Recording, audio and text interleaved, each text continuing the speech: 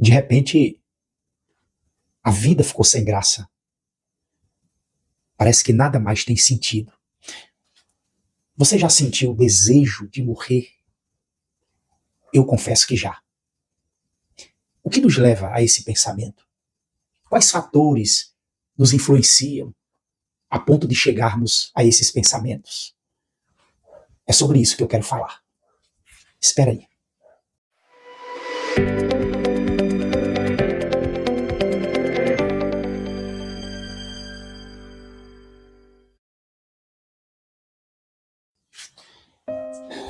O desejo de morrer. É isso mesmo que eu estou falando. Eu tenho uma lembrança, quando criança, e quando a gente estudava, a gente lia naqueles livros de ciência sobre o ciclo da vida. E aí, aquelas imagens no livro de ciência enfatizavam que, assim como as plantas e os animais, o ser humano nasce, cresce, se reproduz e morre.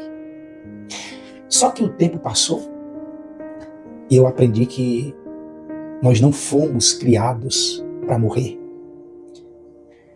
No entanto, depois de um ato de desobediência no Jardim do Éden, a morte passou a fazer parte das nossas vidas. Mas dentro de nós celebramos a vida, nos regozijamos a cada nascimento, festejamos cada aniversário e temos em nosso coração um desejo intenso de viver eternamente. Mas apesar de que carregamos esse desejo de viver, é comum nós encontrarmos pessoas desistindo da vida, pessoas querendo morrer e outros até tirando a própria vida. Eu gosto muito de perguntar, porque quem pergunta quer saber respostas, quer ter respostas. E a pergunta que não quer calar é: o que leva uma pessoa a desejar o fim da sua própria vida? E não só isso. O que fazer para não perder as esperanças? O que fazer para não perder a vontade de viver? Outra pergunta: será que a vontade de morrer está relacionada com a falta de fé, a perda da fé? A pessoa perdeu totalmente a fé, as esperanças. Na própria Bíblia, nós encontramos histórias de pessoas que em algum momento elas sentiram o desejo de morrer. A Bíblia fala do profeta Elias, depois de enfrentar lá no Monte Carmelo os profetas de Baal e derrotá-los, mostrando ali ao povo o poder do verdadeiro Deus. A Bíblia diz que Elias, ele ficou muito angustiado com os planos de Jezabel, que ao descobrir que todos os profetas de Baal estavam mortos, decretou a morte de Elias, enviando a ele um mensageiro para levar a notícia má ao profeta. O homem de Deus teve tanto medo que ele resolveu fugir para salvar a sua própria vida. Acompanhado do seu ajudante, do seu moço, Elias viajou para uma cidade próxima, uma cidade que se chamava Bérseba. E a Bíblia nos conta que ao entrar na cidade, ele deixou o ajudante e foi para um deserto. E em um determinado momento da sua vida, Elias sentou-se à sombra de uma árvore e ele teve vontade de morrer. Em 1 Reis, capítulo 19, verso 4, estão registradas as palavras de Elias. Na sua oração, a sua oração angustiante, Elias orou assim. Ele disse assim: já chega, ó Senhor Deus, acaba agora com a minha vida. Eu sou um fracasso, como foram os meus antepassados. Elias, queridos, Elias foi um homem muito corajoso. Elias era um homem que tinha uma comunhão com Deus. Aquele profeta, ele era o responsável de transmitir a mensagem de Deus ao povo de Israel, desempenhando assim um papel muito importante. Então, eu não tenho dúvidas da fé do profeta Elias. A Bíblia nos conta em 2 Reis, no capítulo 2, verso 11, que ao final do seu ministério, Elias foi levado ao céu. Então, com toda a certeza, apesar das angústias, das tribulações, Elias manteve a sua fé firme. Aí eu chego definitivamente a uma conclusão. O desejo de acabar com a própria vida, o desejo de morrer, não está relacionado à falta de fé. E olha o que eu vou dizer. Preste atenção. Eu não sou médico de corpo. Eu sou médico de alma. Mas eu ouso dizer que a vontade de morrer, ela está intimamente relacionada, primeiro, fatores biológicos associados ao comportamento e a tudo que a pessoa está vivenciando no momento. São as pressões da vida, queridos. São as tristezas, as lutas, aquilo que está fazendo pressão. Existem várias causas para os pensamentos suicidas.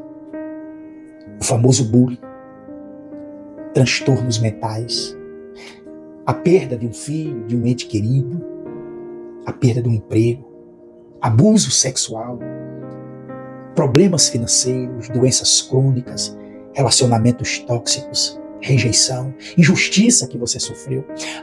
Mas você pode até dizer assim: pastor, eu passei por tudo isso, pastor, mas eu nunca tive vontade de morrer. Meu querido, entenda uma coisa. Cada pessoa lida com os problemas de uma forma diferente.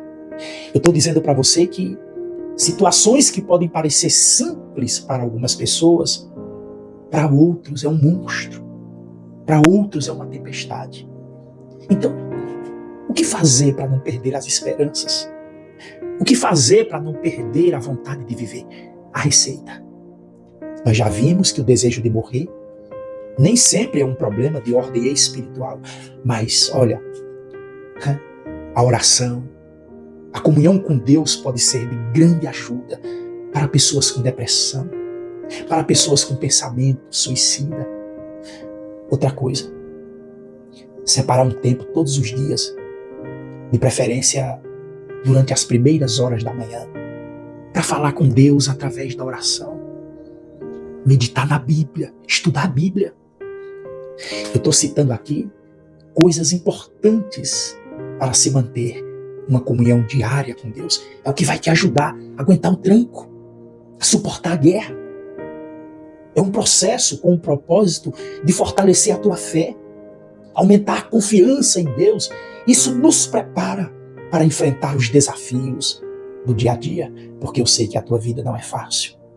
Além disso, queridos, outro ponto. É fundamental ter um acompanhamento profissional. Não se pode ignorar esse recurso. Sabe por que eu estou dizendo isso? Porque eu já vi cristãos que rejeitam a medicina, acreditando que tudo Deus tem que curar. Olha, às vezes o que mata mais rápido não é a doença, mas é o fanatismo. Meus queridos, o nosso corpo é um sistema muito complexo. O nosso corpo necessita de cuidados para funcionar perfeitamente. Quando sintomas de problemas emocionais começam a aparecer, é porque algo não está funcionando bem. É porque algo não está bem com você. Então, é preciso buscar ajuda.